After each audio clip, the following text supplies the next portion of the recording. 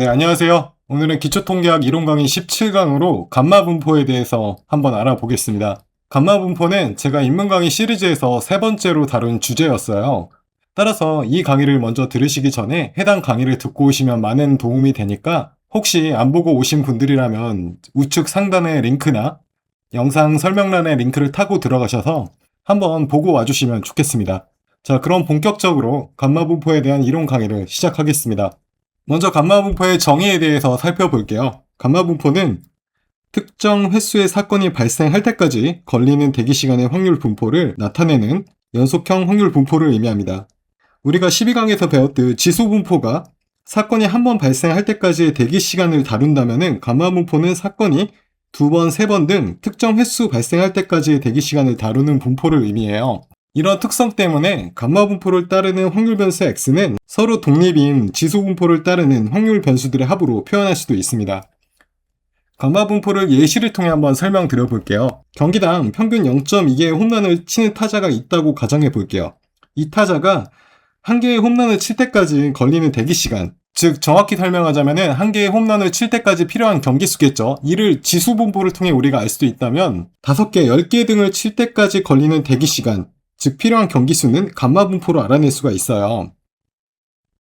다른 예시로 1시간에 평균 3통의 전화가 걸려오는 콜센터가 있다고 우리가 가정을 했을 때 10통의 전화가 올 때까지 대기시간이 어느 정도 걸릴지 그 확률을 알고 싶다면 역시 마찬가지로 감마분포를 이용해서 구할 수가 있습니다. 다음으로는 감마분포의 확률 밀도 함수에 대해서 한번 알아볼게요. 감마분포를 따르는 확률 변수 x가 있을 때 이 x의 확률 밀도 함수 fx는 감마 알파 곱하기 베타의 알파승 분의 1 곱하기 x의 알파 마이너스 1승 곱하기 자연상수 2의 마이너스 b분의 x승이 됩니다. 뭔가 되게 복잡하죠? 그래서 각 문자가 뭘 의미하는지 하나씩 설명을 드릴게요. 우선 알파는 몇 번째 성공인지를 나타내는 양의 정수를 의미합니다. 혹은 몇 번째 사건 발생인지를 나타내는 양의 정수를 의미하는데요. 예를 들어 세 번째 사건의 발생까지의 대기시간을 우리가 알고 싶다고 했을 때 세 번째 사건이니까 알파는 3이 되는 거예요.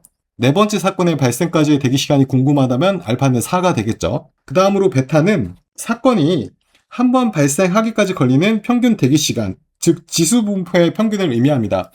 우리가 이전 강의들에서 배웠지만 지수분포의 평균은 포화성 분포의 평균의 역수와 같죠. 따라서 베타는 포화성 분포의 평균의 역수라고도 말할 수가 있는 거예요.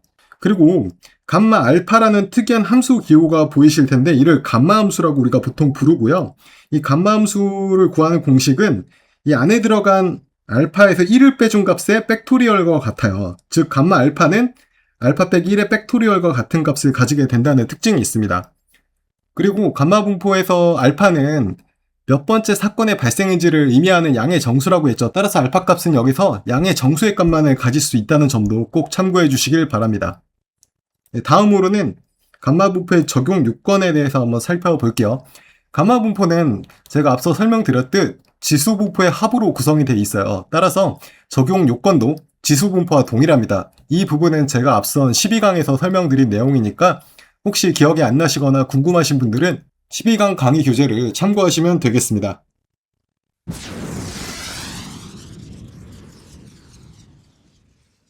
네, 다음으로는 감마분포와 지수분포의 관계에 대해서 알아보겠습니다. 앞서 설명드렸듯 감마분포는 서로 독립인 지수분포를 따르는 확률 변수들의 합이라고도 할 수 있습니다. 구체적으로 말씀드리자면은 똑같이 평균이 베타인 지수분포를 따르는 확률 변수가 여러 개 있다고 가정을 해 볼게요. x1, x2부터 해서 xk까지 총 k개의 확률 변수가 지수분포를 따른다고 할 때 각각의 확률 변수는 사건이 한 번 발생할 때까지의 대기시간을 의미하는 확률 변수죠. 따라서 이들을 모두 더하면 그 합은 사건이 k번 발생할 때까지의 대기시간을 의미하는 확률 변수가 되는 겁니다. 즉, 이 개별 확률 변수들의 합을 x라고 했을 때 x는 k번째 사건이 발생할 때까지의 대기시간을 다루는 감마분포를 따르는 확률 변수가 되는 것입니다. 따라서 이 x를 감마분포를 따른다고 하고 표기는 다음과 같이 해줍니다.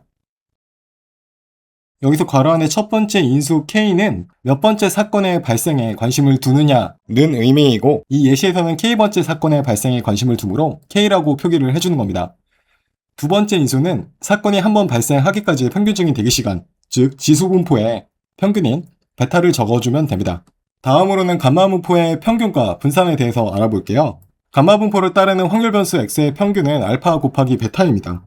예를 들어 우리가 한 번 발생하기까지 평균적으로 3시간 걸리는 사건이 두 번째 발생할 때까지의 대기시간의 평균이 궁금하다고 해볼게요. 이 대기시간을 의미하는 확률 변수 x의 평균, 이 x를 구해보면은 알파는 2, 베타는 3이므로 2 곱하기 3, 즉 6이 평균이 되는 겁니다. 사건이 두 번째 발생할 때까지 평균적으로 6시간을 기다리게 된다는 것이겠죠. 또한 감마분포를 따르는 확률 변수 x의 분산은 알파 곱하기 베타 제곱이 됩니다. 감마분포의 평균과 분산을 도출하는 과정은 조금 많이 복잡한데 그렇다고 그 과정을 아는 게 중요한 부분은 아니기 때문에 여기서는 단순히 이렇게 평균과 분산을 구한다고만 알고 넘어가셔도 충분합니다. 다음으로는 감마분포의 확률 밀도 함수의 도출 과정에 대해서 알아볼 텐데요. 사실 감마분포 자체가 시험에 자주 출제되는 분포가 아닐 뿐더러 확률 밀도 함수가 복잡하다 보니 확률 밀도 함수를 적분해서 확률을 구하라는 식의 문제도 거의 출제되진 않아요. 따라서 감마분포의 확률 밀도 함수 도출 과정도 중요하다고는 할 수 없고요. 다만 학문적인 호기심에서 감마분포의 확률 밀도 함수를 구하는 과정을 궁금해하는 분들도 계실 거예요. 그런 분들을 위해서 제가 감마분포의 확률 밀도 함수 도출 과정을 담은 PDF 파일을 별도로 준비했으니 영상 설명란에서 다운받으셔서 확인해 보시면 될 것 같습니다. 다소 복잡한 계산 과정이 있는 관계로 강의에서 자세히 설명드리지 못하는 점은 양해 부탁드립니다.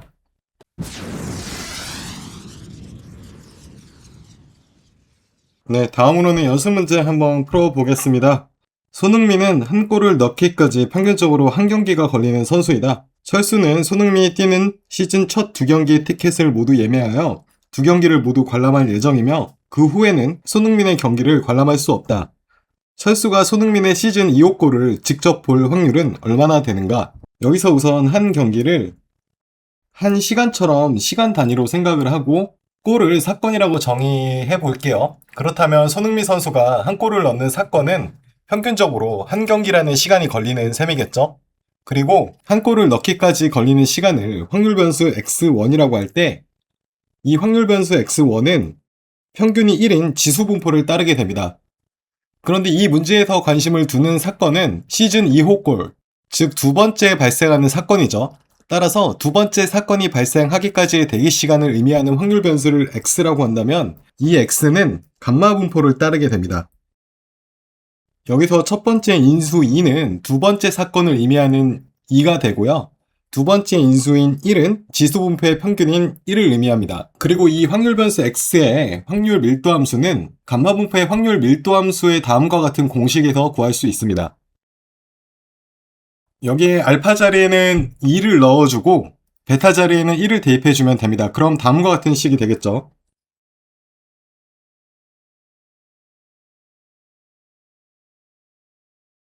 자, 그런데 우리가 감마 2는 어떻게 구한다고 했어요?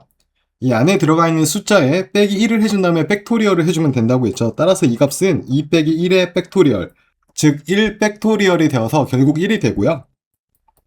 1의 제곱도 1이니까 결국 1이 돼요. 따라서 이 분수가 들어간 부분은 1 곱하기 1분의 1이므로 결국 전체가 1이 됩니다. 따라서 이 식을 다시 한번 정리해 보면은 이 확률 변수 x의 확률 밀도 함수는 x 곱하기 2의 마이너스 x승이 되는 것이죠.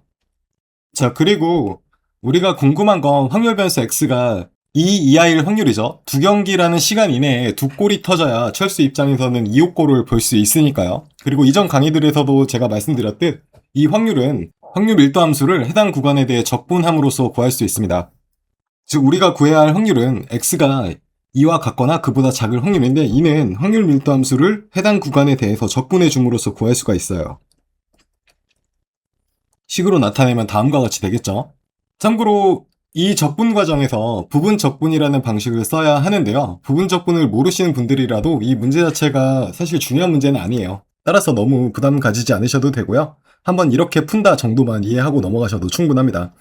자, 그러면은 이 식을 한번 적분해 볼게요. 우선 우리가 적분을 하고 싶어하는 함수가 두 가지 부분으로 이루어져 있죠. x라는 부분과 자연상수 2의 마이너스 x승으로 구성이 되어 있어요. 이를 각각 u와 V'이라고 한번 치환을 해볼게요. V'의 의미는 V라는 함수를 X에 대해 미분해준 함수를 의미해요. 여기서 우리가 이렇게 두 개의 X에 관련된 함수를 다음과 같이 치환을 해 놓으면은 이제 부분적분이라는 공식을 활용할 수 있는데요. 부분적분의 공식은 다음과 같아요. 이 부분적분법을 이용하면은 이 위의 식은 어떻게 정리가 되느냐면은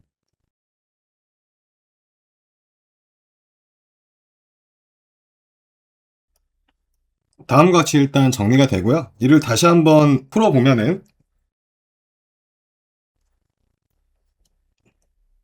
다음과 같이 우리가 더 풀어줄 수 있고, 이 두 항을 공통인수인 2의 마이너스 x승으로 묶어주면은 다음과 같이 정리가 돼요. 그리고 자, 이 수식을 푸는 방법은 x자리에 2를 먼저 대입해 주고 그 다음에 x자리에 0을 대입해 준 값을 빼주면 되거든요. 그 원리에 따라 풀어보면은 1 마이너스 3 곱하기 자연상수 2의 마이너스 2승이 됩니다. 그리고 자연상수 2의 마이너스 2승을 계산기를 이용해 구해보면 아시겠지만 이는 약 0.1353이 되고요. 결국 우리가 구하고자 하는 값은 0.594가 나옵니다. 59.4% 정도 된다고 할 수가 있겠네요.